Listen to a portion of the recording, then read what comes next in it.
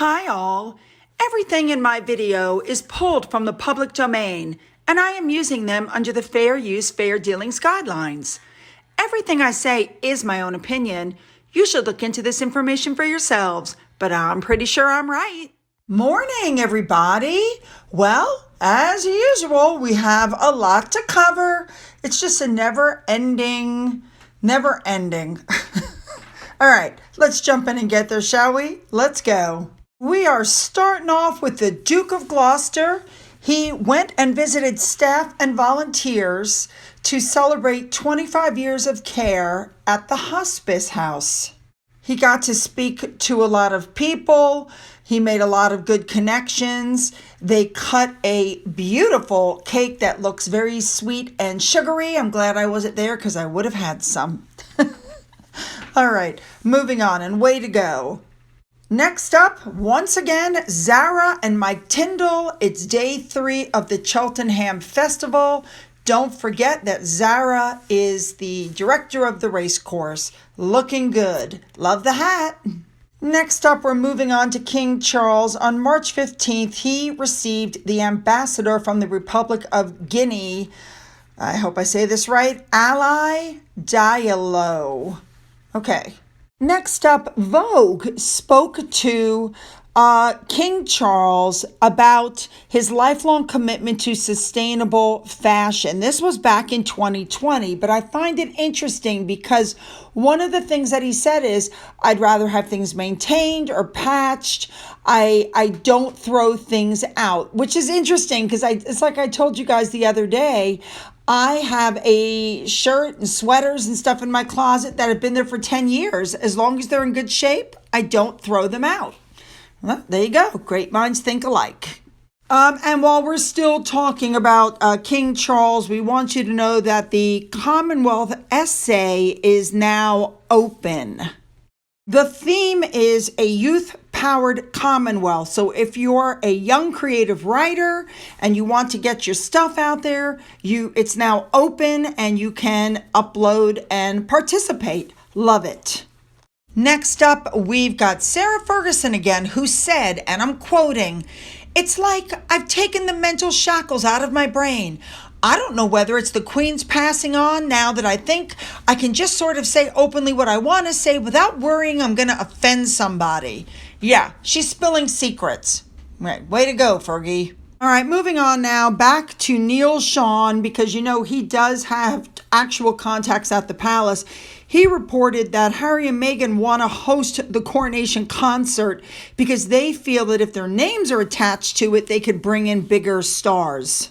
I have to agree here. I think it's a joke. They can't get awards to the Oscars. They can't get invites, to the Academy Awards. Their star friends are backing up from them, but yet they think somehow that they're going to make the concert better.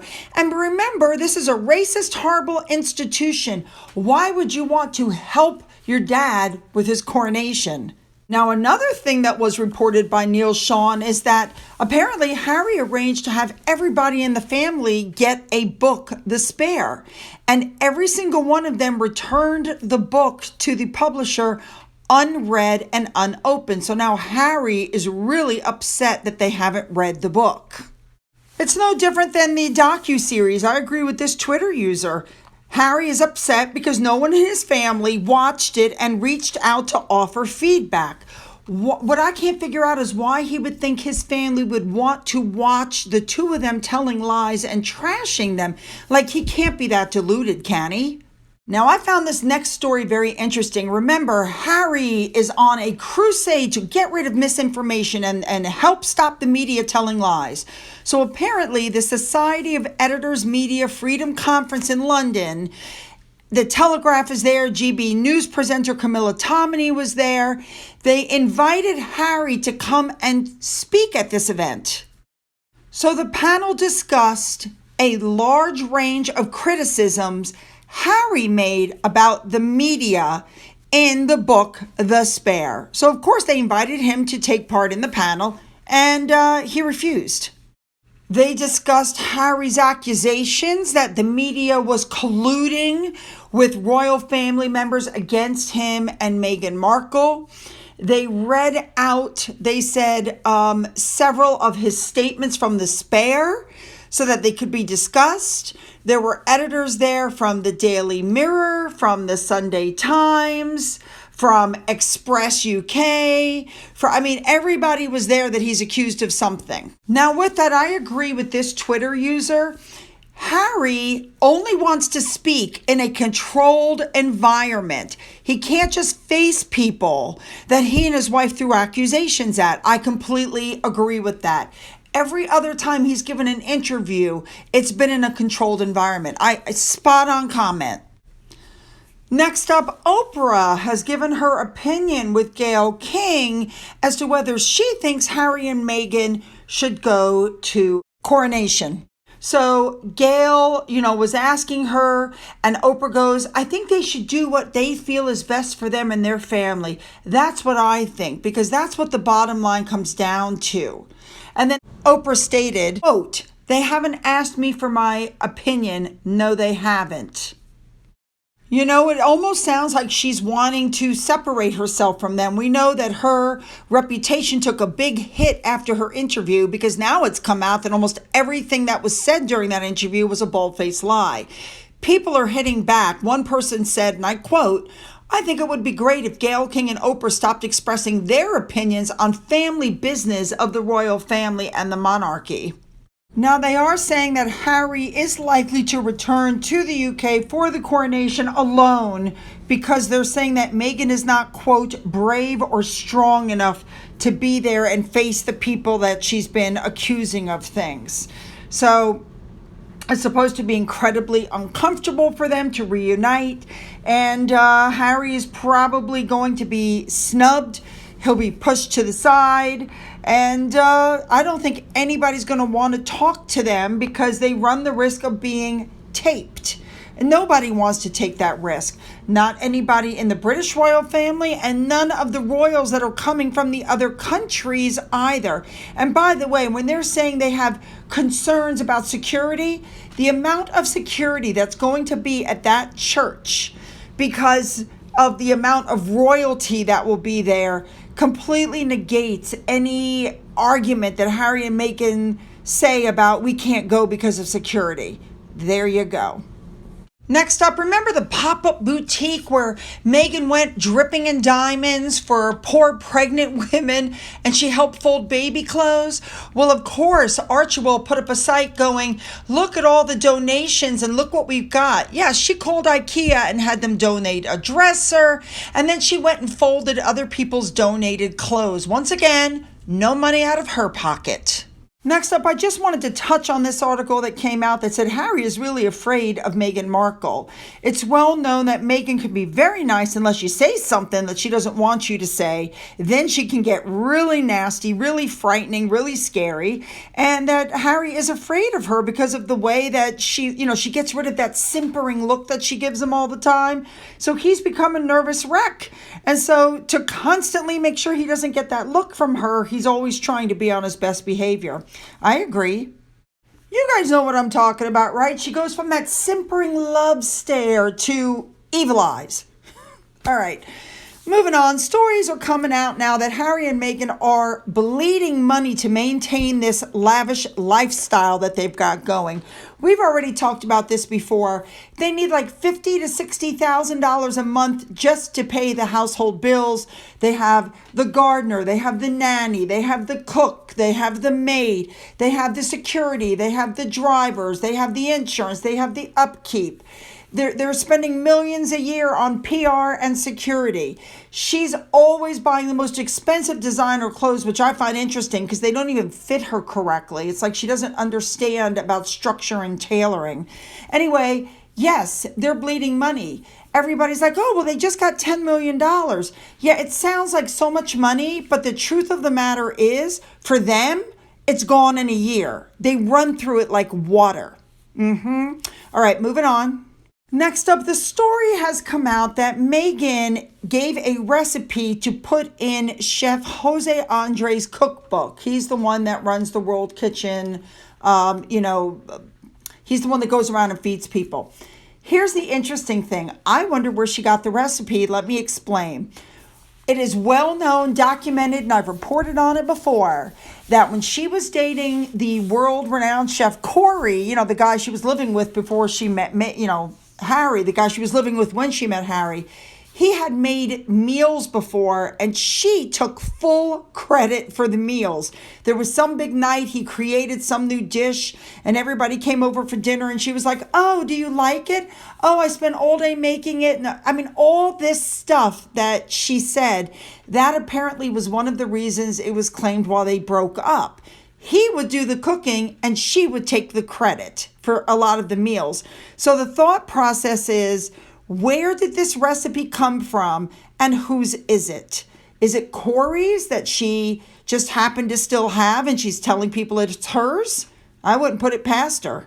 But just to show you how her PR works, as you can see, Michelle Obama and Aisha and all these other famous people also contributed to the cookbook. But Megan wants you to think it's all about her because she's the only one that has a PR group out there pushing her agenda. Get it? The next story, you guys, is one that I touched on the other day. Apparently, Harry and Meghan did not get an invite to Elton John's after party for the Oscars. You know as well as I know that if they had received an invitation, they would have been there in 2 seconds flat. You have to wonder if Elton and his husband David are sitting back now going, wait a minute, they keep attacking the family. I've tried to be their friend because I was friends with Diana, but this is going too far. I don't approve of the Netflix documentary. I don't approve of the book. I don't approve of their behavior. And it's like I told you earlier on, their Hollywood friends are starting to back up from them. They are Hollywood, they're poison. Nobody wants to be affiliated with them because anybody who is affiliated with them gets the Markle effect. Now, the next story is about the fact that I've told you before, Meghan Markle plans on reopening the TIG. Well, people are talking about the fact that when or if she reopens this thing, it's going to lay bare all of her inconsistencies because right up until 2016, when she met Harry, all of her entries into the TIG about her dad and her family and how wonderful and how much they sacrificed for her through the years and gave her this great life. So if she opens it up without erasing it first, it's going to lay bare what a liar she is. That could be a problem. Well, it certainly won't be the first time that we've caught her in a lie, now will it? Now, people are saying that the relaunch is the beginning of the end of the marriage because now she's got the kid, she's getting ready to move on, she's more interesting than he is what they're saying. He's a boring guy. The article actually says, you're not going to tell me you'd like to wake up next to him every morning. He's so boring. He waits for her to tell him what to do and what to say. Yeah, I completely agree with that. Yep. All right, moving on. The next story, I'm not sure what to make about this. They're basically telling Harry, stay away from the coronation because you haven't seen anything yet. You haven't really seen what your dad and the family are capable of until you go crawling back there to try to make yourself relevant after everything you've done. Now, interestingly enough, the Montecito duo are putting out articles like this. Their kids are just like their grandpa Charles. Yeah, I wonder what the Sussex Squad thinks about this kind of stuff. All right, before we get to the main story of today, I wanted to show you this email that came from a subscriber of mine in Brisbane. A movie titled Pearl opened up there, and if you look at the promo, apparently it very much mirrors our delusional Duchess. Interesting. And this is what it says.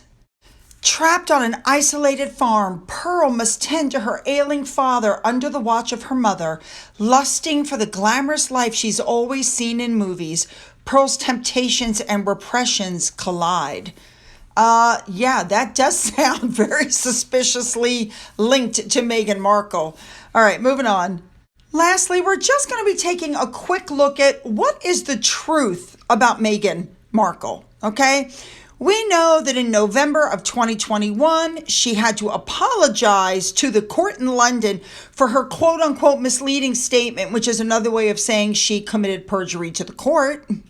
The lies that she's told about her own father, who's had to come out and prove that they were lies, like when she said she paid her own way through college and he came up with the receipts proving otherwise. How about when she claimed that she and Harry were married 3 days earlier, which would have been illegal? The Archbishop had to come forward with a statement and their marriage certificate to prove that she was lying. How about Samantha Markle, who she said in the Oprah interview had lost custody of her children? Now that she's being sued, Meghan has come out with a statement saying that she might have inadvertently said it, but it wasn't true. Or the fact that Samantha changed her name back to Markle when she started dating Harry, and court documents showed that was a lie. What about brother Thomas Jr., who wrote that letter and told Harry, she's going to ruin your life, she's shaded, she's phony, a bully, she's shallow, and everything that he said came true. She's been accused of telling lies about other members of the royal family. I have no trouble believing that. How about the staff that has worked for her in the past complaining she's a bully? How about the fact that people have said she is a known manipulator of the press and paparazzi, and she'll twist any headline to get herself into the papers? I mean, there's even questions out there as to how many times she's been married. 2 times, 3 times. Maybe the first one was annulled, so she doesn't count it. Who knows? What about Meghan's mother, Doria, who mysteriously disappeared from her life for years on end?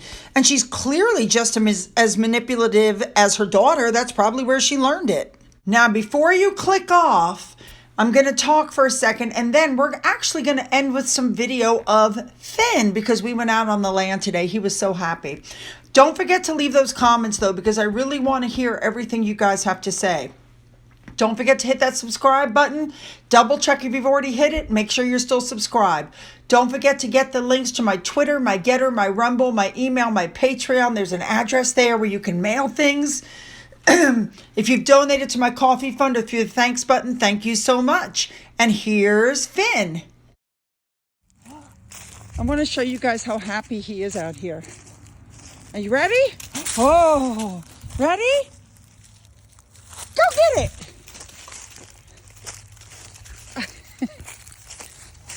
Give me that stick. Give it to me. Give me that stick. Give it. You want it again? Go get it. You broke it into pieces, Finn. You can't even find the little stick. Here it is. Here it is. Here it is. Oh, you broke it again? Okay, go.